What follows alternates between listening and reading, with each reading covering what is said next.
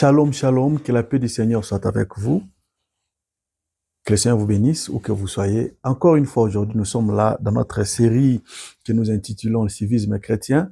Nous sommes en train de parler des relations entre humains. Alors, bien aimés, la fois passée, nous avions introduit le concept de la bonté, savoir comment faire du bien, et nous avions dit qu'il est important de faire le bien, mais aussi il faut savoir prioriser. Alors, nous avions lu un passage très important que nous allons encore lire aujourd'hui pour continuer avec la même pensée. Nous sommes dans les livres de Galates, chapitre 10, chapitre 6, versets 9 à 10. Nous allons lire Louis II et nous allons lire le français courant pour avoir une meilleure compréhension. Alors, Louis II, nous lisons Galates 6, 9 à 10. Ne nous lassons pas de faire le bien, car nous moissonnerons au temps convenable si nous ne nous relâchons pas.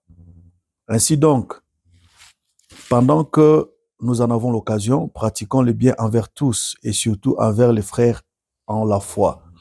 J'ai lu le verset 10 dans la version Semeur. Ainsi donc, tant que nous en avons l'occasion, faisons du bien à tout le monde. En premier lieu, ceux qui appartiennent à la famille des croyants. Bien-aimés, la fois passée, nous avons introduit un concept pour dire que chaque fois que nous faisons du bien, nous devons penser à un semeur qui est en train de s'aimer. Il faut choisir les terrains. Ça, c'est ce que nous avions dit. Mais le verset 9 introduit un concept important, c'est que non seulement qu'il faut qu'il y ait compatibilité entre le terrain et la sémence, ça c'est ce qu'on a parlé hier, pour qu'il y ait une moisson, mais il faudrait aussi prioriser notre bonté. Nous devons prioriser nos actions. Ici, la Bible dit, nous devons faire du bien à tout le monde.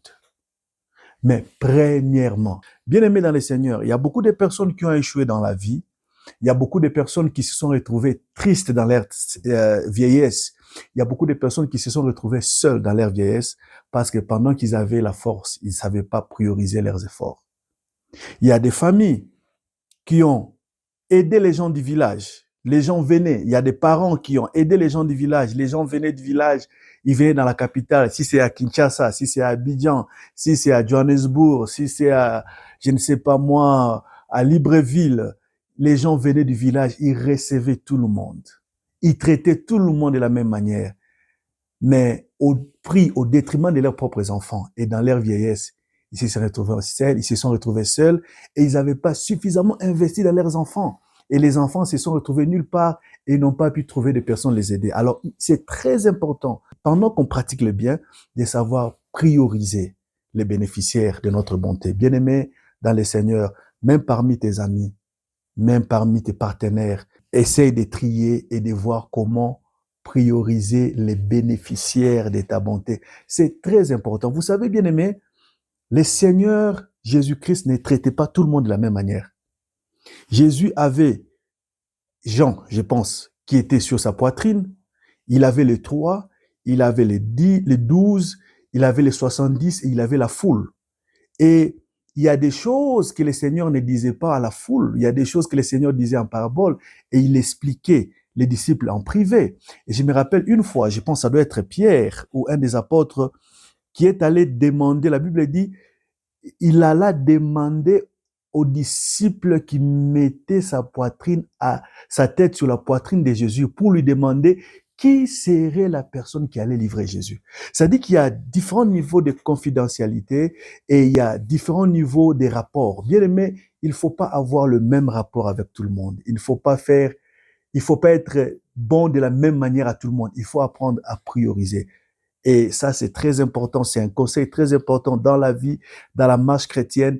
Il faut apprendre à prioriser les bénéficiaires de ta bonté. C'est très important. Il faut faire du bien aux personnes. C'est vrai, nous le faisons pour le Seigneur, encore, je le répète.